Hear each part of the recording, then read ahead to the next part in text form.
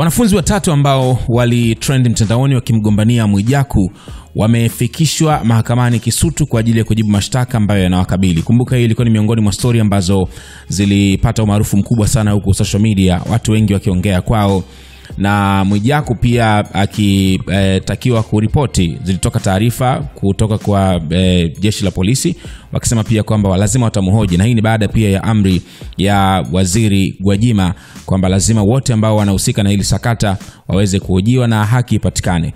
Sasa tayari taarifa zimetoka kwamba wanafunzi watatu, Mary Matogolo, mwanafunzi wa chuo kikuu cha Dar es Salaam, Raina Mkwawili na mwanafunzi wa chuo cha Ardhi Dar es Salaam, pamoja na Asha Juma, mwanafunzi wa chuo cha Uhasibu, leo Mei 30 wamefikishwa katika mahakama ya hakimu mkazi Kisutu kwa madai ya kumdhalilisha mwenzao ambaye ni mwanafunzi wa chuo cha Ardhi Dar es Salaam ambaye anaitwa Magnificent Kimario. So tayari video zao kama hivi unaona zinasambaa mtandaoni zikionyesha hapa wakiwa mahakamani kwa ajili ya sakata hili la kesi ambalo limeshafunguliwa na linaendelea.